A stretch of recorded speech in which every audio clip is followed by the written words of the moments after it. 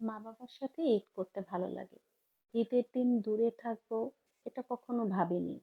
সবসময় পরিবারের সাথে ঈদ করেছি, কিন্তু এবার ঈদে কিছুটা ব্যতিক্রম ছিল। যার জন্য এই প্রথমবার বিয়ের পরে আমরা দুজন একসাথে ঈদ করেছি নিজেদের বাসায়। যার জন্য আমি একটু এক্সাইটেড ছিলাম। এই জন্য আমি অনেক কিছুই নিজ হাতে এবার বাজার করেছি। যার মধ্যে একটা ছিল অন্যতম, আমার এক্সপিরিয়েন্স ছিল ফার্স্ট টাইম বিভিন্ন ধরনের মশলা কিনেছিলাম। কারণ আমি এবার চেয়েছিলাম যে আমি বাসায় মাংসের মশলা অর্থাৎ গরম মশলাটা বানাবো। আমি ইউটিউবে প্রায় 20-30টা ভিডিও হয়তো দেখেছি। তারপর একটা ধারণা নিয়েছি যে আসলে আমার কি কি মশলা লাগবে।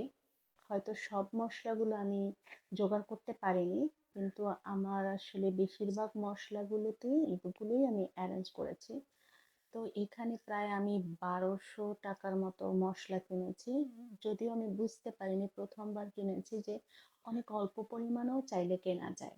আমি এখানে যত পরিমাণ কিনেছি প্রত্যেকটা মশলা চাইলে আমি আরো অল্প পরিমাণ কিনতে পারতাম। তাও যাই হোক, আমি যতটুকু ব্যবহার করেছি তা বাদে বাকিটা খুব সুন্দর করে সিল করে আমি রেখে দিয়েছি যাতে আমি পরবর্তীতে ব্যবহার করতে পারি।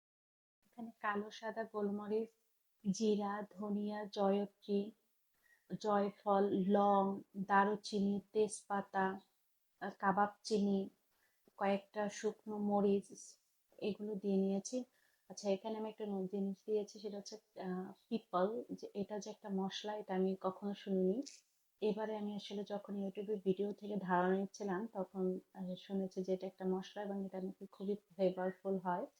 তো সব মশলাগুলো আমি খুবই হালকা হিটে ভালো করে একটু ভেজে নিয়েছি যাতে মচমচে হয়, ব্লেন্ড করতে সুবিধা হয়, কিন্তু পুড়ে যাতে না যায়, তাহলে ঘ্রাণটা চলে যাবে। তারপর আমি একটা ব্লেন্ডারে জারে দিয়ে খুব সময় নিয়ে আস্তে আস্তে করে তারপর ব্লেন্ড করে নিয়েছি। দেখতেই পাচ্ছেন খুব সুন্দর একটা কালার আসছে, আর স্মেলটা যা অসাধারণ হয়েছে না। এই মশলাটা আমি একটা এয়ারটাইট বক্সে রেখে দিই।